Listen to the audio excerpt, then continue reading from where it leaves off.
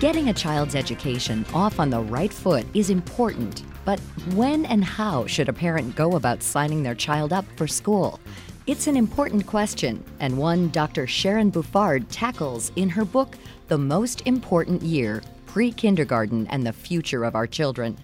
Buffard says the importance of a high-quality pre-kindergarten education can't be overstated, and that the first 5 years of life are vitally important in a child's development. There's more brain development that occurs in the first 5 years than at any other time. So that whole period of time is very critical. But the pre-K period, whether it's 1 year or 2 years, is often a child's first exposure to formal schooling. So it sets the tone for their experience of school going forward and for how they see learning. It also gives them one of their first chances to start to learn in a gentle and supportive way what it means to be part of a classroom, what it means to get along with peers, and what it means to explore new activities and new concepts in a group setting. So it's a really foundational period of time for children. Buffard is a developmental psychologist herself and says she wrote the book to raise attention to what a high-quality program looks like. There's really been a trend over the last 10 years in increasing access and funding for public pre-K programs, which is a great thing. More and more cities and states are creating programs and funding programs. But I was concerned that with these efforts happening really quickly, there might not be enough attention to making sure that we do pre-K in a way that is actually helpful for young children. Because it's really important not to just make these classrooms look like first grade classrooms or third grade classrooms, because young children learn very differently than older children. And when I started visiting pre-K classrooms to choose one for my eldest child, I was able to really see this stark difference between what we know from the research literature is best practice for young kids and what's happening in some classrooms. The benefits to your child if she is enrolled in a high-quality program can be truly remarkable. A recent study in Boston showed that in an exceptional pre-K classroom, students can gain a third of a year of additional learning across language, reading, and math skills. The important thing to remember is that those kinds of gains are seen in high-quality programs. And in the past, sometimes people have gotten confused about the benefits of pre-K because some studies don't show much of an effect. But we're seeing more and more that when you pay attention to what they actually do in the programs, that high-quality programs do benefit children, whereas lower-quality programs don't. It sounds like common sense, but sometimes it's easy to forget that in the media coverage and the discussion about this topic. With so much riding on which program a child enrolls in, Buffard says many families can feel a lot of pressure, but don't know what to look for on a pre-K classroom visit. Luckily, she says there are a few big tells she recommends families look for in a program. The big thing that parents should be looking for is a positive relationship between the teachers and the children. So sometimes it can be tempting to get distracted by fancy facilities and commercially made materials on the walls, but really what matters for young children is how the adults interact with each other.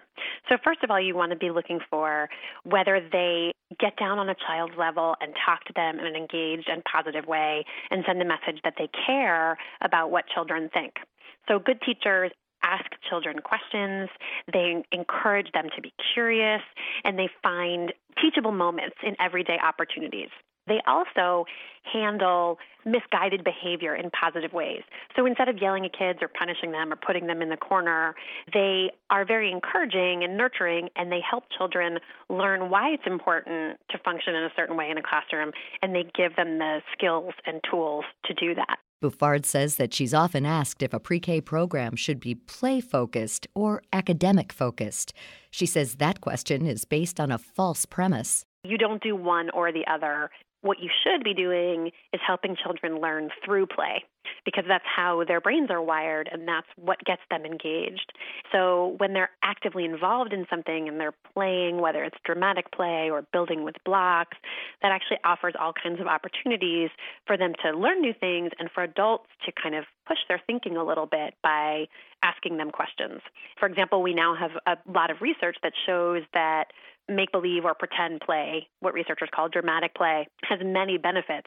It helps children develop a richer vocabulary, it helps them get along with other kids, and it teaches them self-regulation skills and executive functioning skills, like, for example, how to follow a particular role. If we're playing grocery store and I'm the cashier, I'm not also buying the food. And that helps children understand how to kind of put things into categories and how to control their impulses in a way that's appropriate to the situation. Bouffard says there are many examples of how play can aid in education.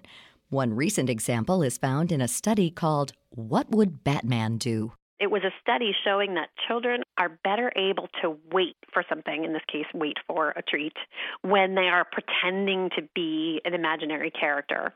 So there are all these different kinds of ways that play is really important. And I think that is becoming the dominant method in most classrooms. But I have seen some classrooms that are very rigorously structured and that use flashcards and that do a lot of testing and that give kids lists of vocabulary words to memorize. And those really concern me because it's really not the best way for young children to learn. Because young children learn in hands-on ways. They need to play, they need to explore, and they need adults to support that by asking them questions about what they're doing and what they're thinking, kind of encouraging them to think just a little bit more. So good classrooms have interesting and engaging activities. They give children choices in what they get to do, and the activities are age appropriate. Unfortunately, Bouffard says there are some hurdles pre-K programs have to overcome. First and foremost, there is typically a lack of funding for preschools. Most people are aware that early childhood teachers have notoriously low pay. And I discovered in my research for this book that about half of early childhood educators in this country are paid so little for full-time work that they're eligible for public assistance programs like welfare and Medicaid. That's pretty shocking when you think about the message that sends about how much we care about young children's foundation for school and for life. But it's about more than just salary. Certainly the salary issue has implications for whether or not we're able to attract teachers and retain good teachers.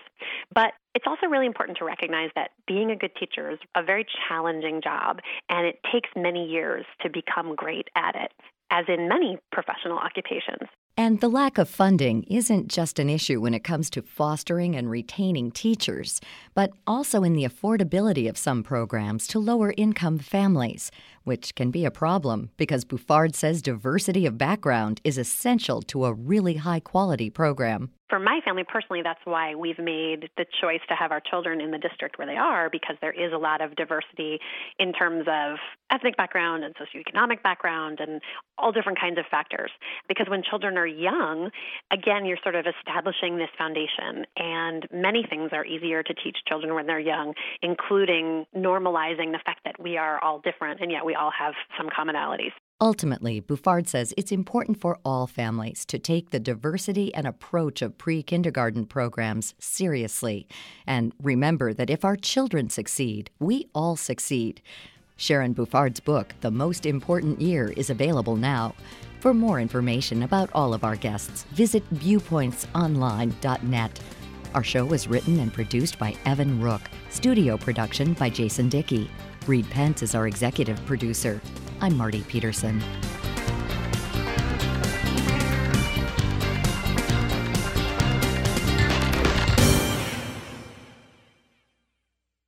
Viewpoints returns in just a moment.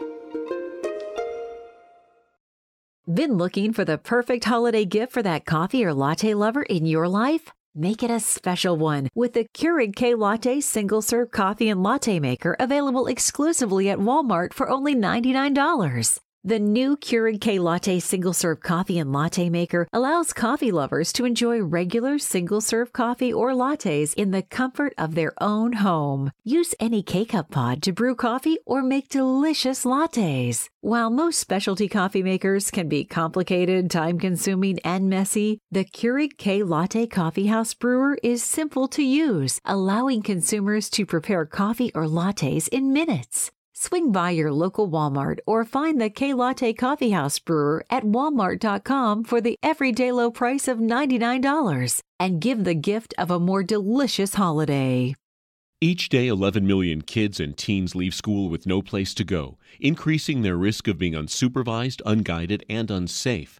But for more than 4 million youth, Boys and Girls Clubs provides a safe haven after school with caring mentors and quality enrichment programs.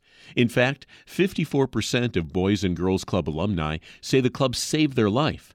To celebrate club alumni and friends, Boys and Girls Clubs of America, through a partnership with Keurig Dr. Pepper, has launched a digital yearbook with club alum Shaquille O'Neal. Growing up in the projects of Newark, New Jersey, temptations like gangs and drugs were dangerous. But going to my local Boys and Girls Club every day helped me fulfill my dream. That's why I love the new Alumni and Friends Yearbook. The online platform brings fellow club kids and supporters together to share stories and make new connections with alumni across the country. For more info on Boys and Girls Clubs of America and to sign the Alumni and Friends Yearbook, visit bgca.org/yearbook. When buying the perfect gift for everyone in your list, it's easy to hurt your credit score by maxing out credit cards or not paying them on time. In fact, 57% of people say holiday shopping is a financial strain, according to a new study.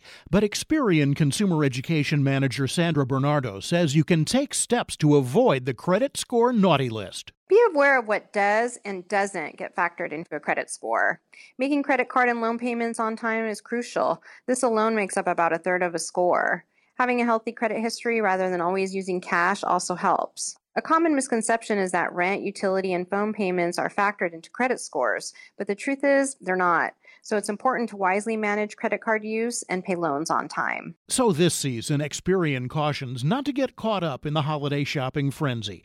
Check your credit score, set a shopping budget, make payments on time, and don't rack up too much credit card debt.